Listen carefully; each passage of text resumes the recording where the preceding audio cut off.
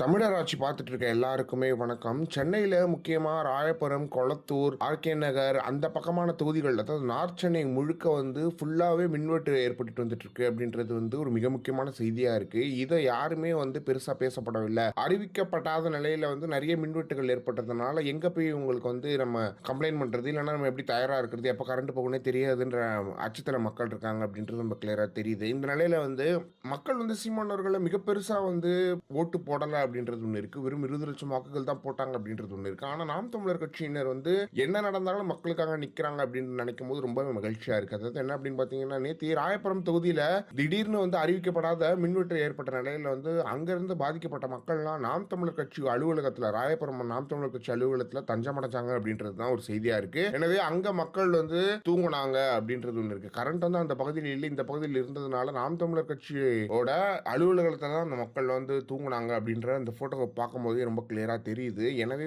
இது ரொம்ப ரொம்ப முக்கியமான ஒரு விஷயமா இருக்கு. இந்த மின்வெட்டுகள் 2009 காலங்கள்ல, 2010 காலங்கள்ல திமுகவோட காலங்கள்ல ரொம்பவே நடந்துச்சு அப்படின்னு நம்ம சொல்லலாம். அதை திருப்பியும் தாவேகா பண்றாங்க அப்படின்றது ரொம்ப தெள்ள தெளிவா தெரியுது அப்படின்றதும் ஒண்ணு இருக்கு. எனவே இதே விஜய் அவர்கள் வீட்டுல கரண்ட் போகுமா, விஜய் அவர்கள் ஏரியால கரண்ட் போகும், விஜய் அவர்கள் வீட்டுல கரண்ட் போகுமா, அப்படிலாம் நடக்காது இல்லையா? மக்களும் தலைவனும் ஒண்ணுதான் அப்படின்றது ஒண்ணு இருக்கு. மக்களை இறங்கி நடு ரோட்ல போராட விட்டுறது தான் உங்க அரசியலா அப்படின்றது தெரியல. இதை பத்தி நீங்க என்ன நினைக்கிறீங்க அப்படின்றத மறக்காம கமெண்ட் பாக்ஸ்ல சொல்லுங்க.